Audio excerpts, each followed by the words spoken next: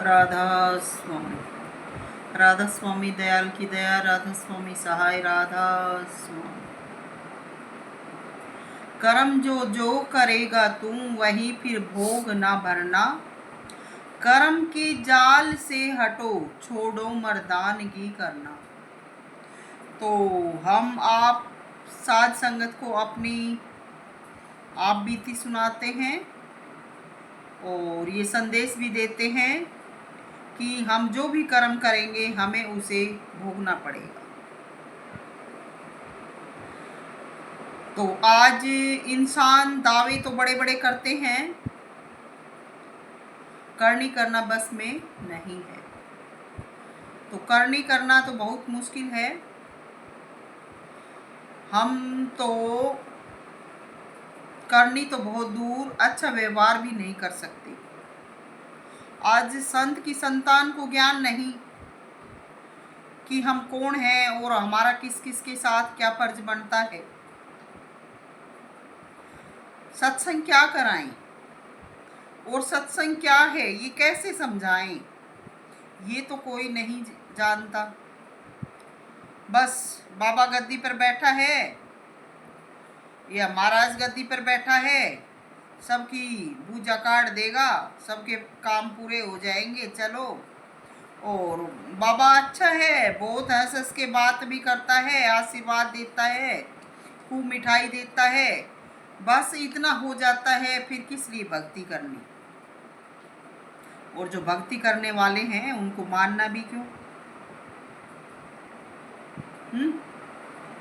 तो इनका तो ये सत्संग हो जाता है, लेकिन जो भक्त हैं उनसे पूछो कि क्या उनको ये सब कुछ मिलता है? क्या किसी भक्त के ये सब काम पूरे हुए हैं क्या? इनको क्या मतलब किसी से? बस गुरु के जाने वाले हैं, वो इनके वहाँ खड़े रहते हैं, हाँ में हाँ मिला के काम करवा देते हैं। चाहे वो ठग हैं, ये उनका गोबर भी खा लेंगे। बाकी दुनिया में कोई मरा पड़ा रहे या कोई भक्त कितना भी आवाज़ लगाता रहे, इनको क्या? तो ये शिक्षा आज मिल रही है सभी जो आश्रम या जो भी सत्संग घर बने हैं उनमें। अब मैं जो जिक्र करना चाहती हूँ वो अपने गुरु की संतान का करना चाहती हूँ कि और दुनिया में तो अकल कहाँ से आएगी जब गुरु संतान ही ऐसी है। 2 साल पहले भिवानी का सत्संग था तो हम भी गए थे, मैं और बेटी आगे ही जहाँ दर्शन देते हैं वहीं अपनी ड्यूटी कहें या हाजिरी कहें, हम भी खड़े रहते हैं, देखते रहते हैं नज़ारे। तो गुरुजी दर्शन पर बैठे थे, वहीं उन पर उनका छोटा बेटा भी आगे खड़ा था। और जब मैं और बेटी वहाँ आगे जाके खड़े हुए तो किसी दूसरे के साथ बातें करके हंस रहा। मैं देखती रही कि ये कौन है जिसको इतना भी होश नहीं है, और सामने देख भी रहा है और इस लड़के के साथ कुछ कह के हंस भी रहा है। मैं उसको पहचान नहीं पाई थी। मुझे तो मैं देखकर हैरान थी कि ये आगे खड़ा है, ये कौन पागल है या फिर ये कोई जंगली सुअर है जिसको कोई सेंस भी नहीं है। मैं काफ़ी समय इधर उधर देखती रही, फिर ऊपर स्टेज पर गुरुजी के पास आया, बातें कर रहा था। मैंने देखा कि मैंने दिमाग ध्यान लगाया कि ये तो वो छोटा बेटा है महाराज जी का। उसकी हालत देख मैंने मालिक से प्रार्थना की कि हे मालिक, ये है तो ऐबी, हमें कुछ नहीं समझ रहा, लेकिन ये गुरु की संतान है, इसे ठीक करे। वो ठीक हो गया। दोबारा फिर आया दिवाली के उसके बाद काफ़ी बार आया। एक बार फिर नवंबर का सत्संग था तो सेवादारों के सत्संग वाले दिन भिवाड़ी में गेट के आगे से बिल्कुल मेरे पास से ऐसे गुजरा, थोड़ा सा टच होने में बच गया। मुंह को दूसरी तरफ कर रखा और मेरे पास से गुजर रहा। मैंने देखा कि कमाल हो गया। अभी इसको दर्शन भी हुआ था 2-4 दिन पहले, और पास आने के बाद ना तो बहन जी राधा स्वामी या कुछ अदब से पेश आना, नहीं, कुछ नहीं। मैं देखती रही, मैंने कुछ नहीं कहा कि भाई कमाल ही हो गया इस धरा पर। तो उसके बाद फिर आया वो, तो मैं भी सत्संग में गई थी दिनोद में, वो आगे ही बैठा था। और जब मैं आगे पहुंची तो मेरी तरफ ये भी नहीं देखे कि ये वो बहन जी है या कौन है। बस अब तो मैं उसको दुश्मन लग रही थी, क्योंकि वो ठीक जो कर दिया था। और मुझसे नफरत कर रहा था कि ये मेरे पापा के बारे में ऐसे कुछ बोलती है, लेकिन उसको ये नहीं पता था कि मैं इसके पापा की दुनियावी डार्लिंग नहीं हूं, जो ये मुझसे इतनी नफरत कर रहा है। क्या इसके जो पापा हैं, हमारे गुरु हैं, उसने मुझे जोधा की तरह से कब्जा करके लिया था, और मैं उन दिनों में जानती नहीं थी। तो उससे पहले भी एक बार जींद के सत्संग में मिला, तो मैं आगे खड़ी थी, काफी आगे से काफी पीछे खड़ी थी, वो पीछे की साइड में था। तो पीछे खड़ा खड़ा मुझे देख रहा और हंस रहा। मैं अपने दिल में सोच रही कि ये लड़का कौन है जो ऐसे हंस रहा है, इसको इतना भी ज्ञान नहीं है कि ऐसे हंसते नहीं है। फिर मैं चलो ठीक है, हंस रहा होगा। तो ये सलूक गुरु संतान का है। अंतर में इतना दर्शन दिया जा चुका है, सच्चाई से वाकिफ किया जा चुका है, और इतनी दया करने के बाद भी सिर झुकाने का या नमस्कार का कोई काम नहीं। तो क्या गुरु संतान का ये हक बनता है? क्या मैंने गुरु को अपने कब्जे में किया है? क्या मैंने गुरु की सेवा की, बंदगी की? ये बाहर बसते थे, इनको नहीं पता कि अब जो ये पापा के बन रहे हैं, ये पापा की सालत में था। और जब से मैं गई थी तो मुझे किस रूप में पुकारने लगा था। क्या और इनको ये भी पता था कि मैं गुरु की हर प्रकार की सेवा करती हूँ। इसके बावजूद भी कभी संगत में जब आए, पास से गुजरे, तो कोई दुआ सलाम नहीं। बस पास आए, गुजरे, इन पर नजर पड़ जाए और ये खूबसूरत जवान दिखे, तो इनको ये नहीं पता कि ये नजर ऐसे ही नहीं है। और जब ये नजर पड़ती है तो इस नजर डालने वाले को पता भी लगता है कि कौन पास से गुजर रहा है और किस पे नजर डाली जा रही है। क्या और ये नजर जो ऐसी समझकर अपने पर डलवा रहे हैं, ये नजर कितना बलिदान देने के बाद ऐसी हुई होगी, तब ये सब कुछ बना होगा। और बड़ी आसानी से लाभ कमाते हैं। तो ये व्यवहार है आज के इन भक्तों का, संतों की संतानों का। सब कुछ पता होते हुए भी कि इसने मेरे पिता का दुख उठाया है, लेकिन कोई फर्ज अदा नहीं किया, और ना फर्ज अदा करने की सोचते कि जब इसने आजीवन हमारे पिता की इतनी सेवा की है, उसके लिए अपना शरीर इस प्रकार से तुड़वा मिटवा के डलवा दिया, तो आज ये इस बुढ़ापे की अवस्था में हो चुकी है, इससे पूछें, इसे दुआ सलाम करें। क्या इसके पास बच्चे भी हैं, वो कैसे हैं, समाज दुनिया ने कैसा कैसा इनके साथ व्यवहार किया है, तो इनको क्या पता। अब इनके पापा की अच्छी इज्जत हो गई है, आते हैं, खूब नोटों के थैले भर भर के दे दिए जाते हैं, वहाँ बैठों को भी सब कुछ पूछ दिया जाता है, दो दो चार चार इनके कनाडा में मकान भी बन गए हैं, तो ये क्यों पूछेंगे क्या। और क्या एक अच्छी संतान का यही फर्ज बनता है। और इससे भी बढ़कर अभी पिछले अक्टूबर में बड़े महाराज जी का जन्मदिन था, जहाँ पर स्टेज थी वहीं पर साइड में खाली जगह थी, तो हम जब दर्शन करने के लिए गए, मैंने बेटी ने चरण स्पर्श किए, सेवा दी, और महाराज जियों को वो शाल कहूँ, दुसाला कहूँ या पगड़ी कहूँ, वो मैंने उनको भेंट किया।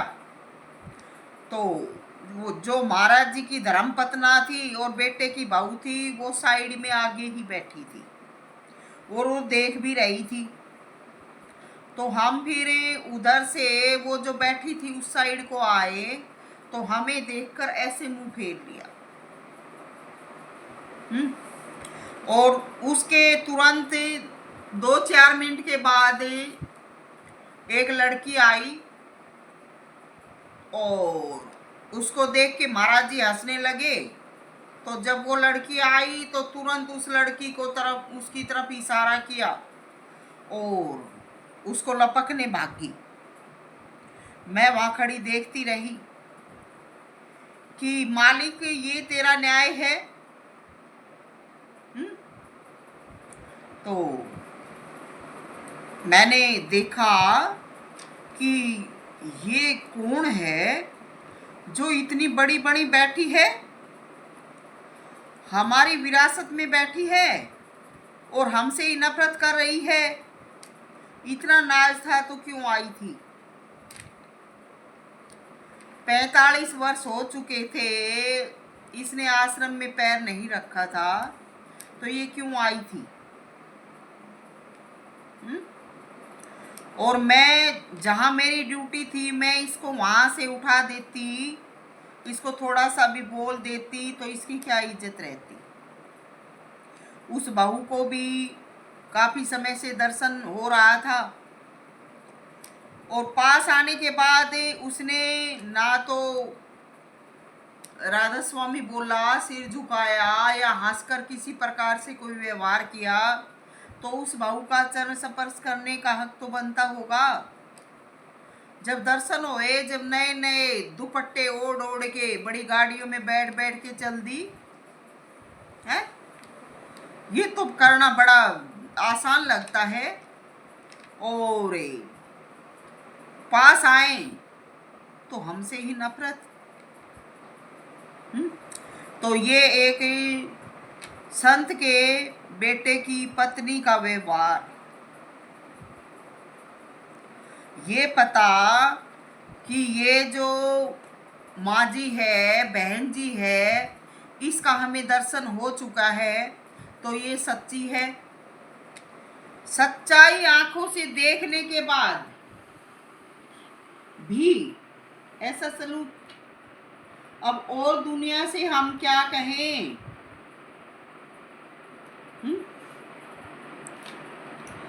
तो उस बहू को, उस पतना को दर्शन मिलने के बावजूद भी बदमाशी की। अब बोलो वो कौन कौन माँ थी जो कि अपने पति परमेश्वर की नहीं, उसको ये नहीं पता था कि ये एक औरत है और ये शरण में आई हुई है, इसके साथ अच्छा व्यवहार करना चाहिए। क्या दर्शन ऐरा गहरा नथु खैरा दे सकता है? कोई करने वाला ही दर्शन दे सकता होगा। मगर अपने पति को ही कुछ नहीं मानती।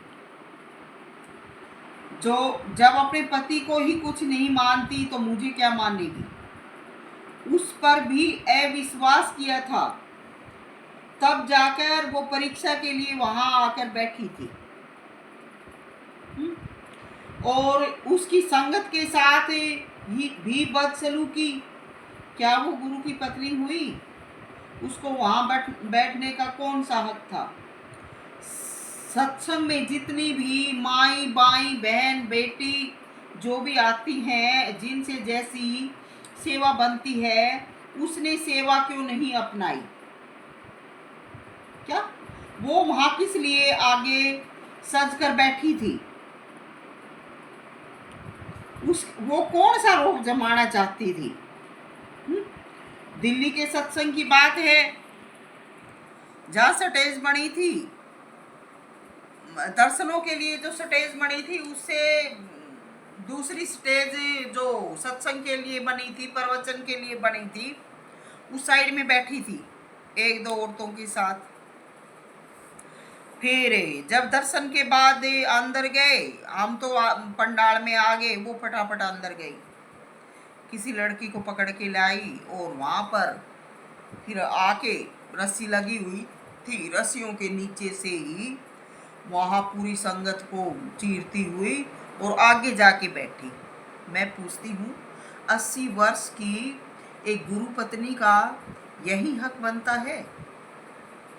क्या उसको जब गुरु सत्संग फरमा रहे थे, उसका उस संगत में पहरा देने का कोई हक नहीं था क्या? तो एक गुरु पत्नी और ये सलूक करती है। तो आगे जाने का रास्ता नहीं था। रस्सियों को उलीक करके सबसे आगे बैठी। क्यों? क्या उसी को दर्शन चाहिए था? क्या वो ही पहले दर्जे की सेवादार थी? हम पूरा समय पीछे खड़े बैठे रहते हैं, क्या हम पागल हैं क्या? जब सारी दुनिया सत्संग करती है, दर्शन करती है, उस वक्त में हम अपना पहरा देते हैं कि सत्संग में किसी प्रकार का कोई विघन ना हो, कोई दखल अंदाजी ना हो। लेकिन क्या उसको हमें बेटी समझकर हमारे साथ रहने का कोई हक नहीं बनता क्या? मेरी बेटी ये जो इतनी छोटी सी सत्संग में, 4 साल की सत्संग में जाने लगी थी, 5 साल की, और इसने उस आश्रम में वो सेवा की है जो भी हम लेके गए हैं, दोनों हाथों में 2-2 3-3 बार उठा उठा के आगे तक यही पहुंचाती रही है। तो क्या इस बेटी के सिर पर हाथ रखने का उसका कोई हक नहीं बनता था? अब ऐसी औरत को जो हमें बिल्कुल ही ऐसा बेकदरा करवा रही थी, मैं उसको कैसे माँ पुकारूं?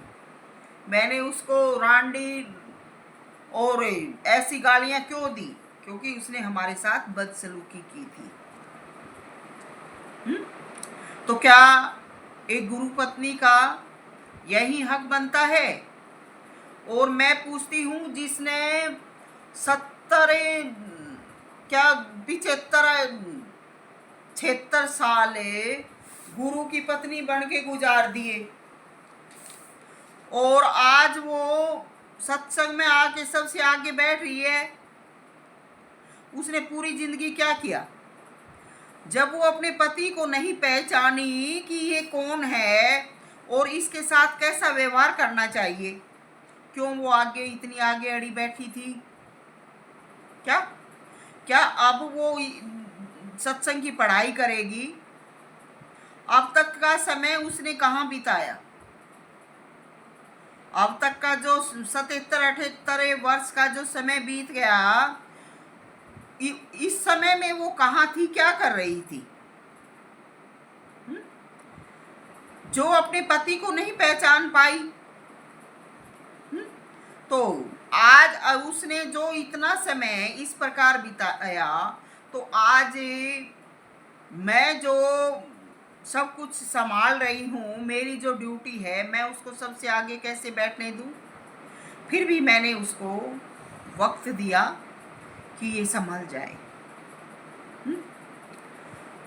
अरे संत का दर्शन तो 100 कोस बैठे भी इतना ही साफ होता है, अगर आत्मा में शुद्धि हो तो। और जिनकी आत्मा में शुद्धि नहीं है वो दिन रात आंखों से आंखें मिलाई जाए, दिन रात पड़ी रहें, उनको कुछ मिलने वाला भी नहीं है। तो अब वो 77-78 साल की उम्र में और सबसे आगे आंख से आंख मिलाकर बैठे, क्या उसकी थोड़ी बहुत भी शर्म लाज है कि मैं क्या कर रही हूँ? और हम उससे कितने उम्र में कितने छोटे। हम दिन रात वहाँ कभी कोने में चेयर लगाते हैं, कभी पीछे लगाते हैं कि किसी भी प्रकार से गुरु के सत्संग में कोई विघन दखल नहीं पड़नी चाहिए, किसी भी प्रकार से कोई आहट नहीं होने चाहिए। तो बदले में हमारे लिए दो प्यार की नजर भी नहीं दी। तो अभी दिवाली वाले दिन की बात है, सबसे आगे बैठी, सबसे आगे बैठती है, सबसे आगे बैठी, हाथ जोड़े बैठी और ऐसी ऐसी विनती करके दिखाए, इतनी पोलाइट बने कि वाह भाई नारी जी, हमने तो ऐसी भक्त ज्ञानी कोई नहीं देखी। तो जिसको इतनी उम्र के बाद ये होश नहीं कि मेरी कहाँ की ड्यूटी है, मुझे क्या करना है, और वो सबसे आगे बैठती है, तो वो क्या क्या सीखेगी? अब क्या दुनिया को उपदेश करवाएगी? संत को गिराने के लिए उसको बनाया गया था। क्या उसको नहीं पता कि मेरा पति संत है और मैं ऐसे वक्त पर इसकी आंखों के आगे रहूंगी तो ये कैसा बनेगा? तो उसे अपनी उम्र का भी कोई होश नहीं। तो मैंने तो गुरु से सत का नाता जोड़ा था। मैंने किसी की कोई होड़ रीस करके मैं पीछे नहीं हुई। तो इसको ये भी नहीं पता, जिसका मैं खाती हूँ, जिसके नाम से बंधी हूँ, उसकी इज्जत का ख्याल भी रखना चाहिए। उसे अपने पति के आश्रय में कैसे रहना चाहिए, क्या करना चाहिए? क्या अब आस्की करने आई थी? क्या हमारे शरीर नहीं है? क्या उसी के शरीर को ज्यादा आराम चाहता था? क्या वो ही ज्यादा प्यार करती थी?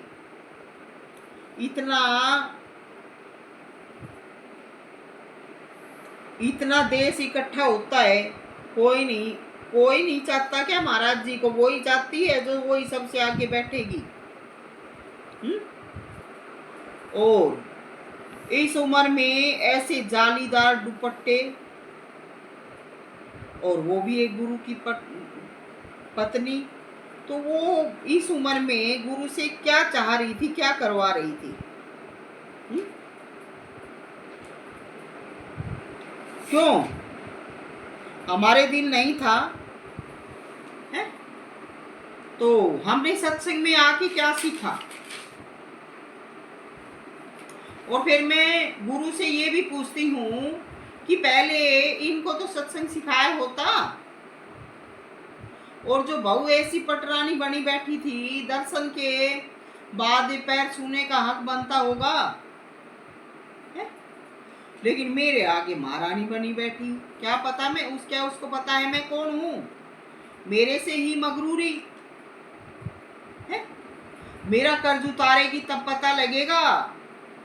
किस जवानी में 30 साल की उम्र में बच्चे आदमी को छोड़कर सेवा में लगी थी, और जो पत्नी थी वो कनाडा में अपने बहू बेटों के साथ गुल खिला रही थी, और मेरे बच्चे पूरा पूरा दिन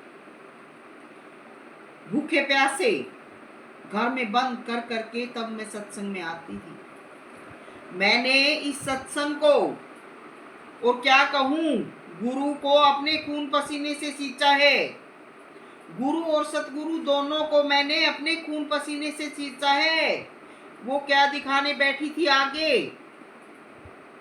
कि हमारी हुकूमत है, हमारा इस पर गुरु पर कब्जा है। कभी पत्नी बनी थी तो क्या पत्नी का फर्ज अदा किया? अब मैं सच्चाई कहूंगी, गुरु तो साल में कनाडा में 2 बार जाता था और वो हर तरह से अपनी नीचे संगत से छुपा के ऐसी तैसी भी करवाती रही। और मैंने 16-17 साल तक ये नहीं पता कि मेरा पति कहाँ है, मेरे बच्चे कहाँ हैं। पूरा पूरा दिन घर में काम करती और काम निपटाने के बाद बस सत्संग में जा जाके आए दिन जो मेरे साथ इन्होंने किया वो ये सब कुछ जानते हैं, मुझे बताने की भी जरूरत नहीं है। तो क्या इसी के दिल लगा था है? अब ये मुझे दिखाने के लिए आके बैठती है, तो मैं कैसे इसका पर्दाफाश नहीं करूंगी? मैं कहती हूं ऐसी पत्नियों को तो डूब कर मर जाना चाहिए। इंडिया में आने से पहले जो जो हालातें गुजरी हैं वो कभी बताऊंगी, अभी समय नहीं आया है। तो जो गुरुजी का जो बड़ा बेटा है वो इनकी राजनीति में तो नहीं था, मगर चने के साथ घूम पीसता है, उसको भी घसीटा गया है। तो क्या गुरु की संतान होकर जो सही गलत का निर्णय नहीं ले सकती? मैं पूछती हूँ, उन्होंने सारा जीवन कहाँ लगाया है? क्या इन्होंने सत्संगत की?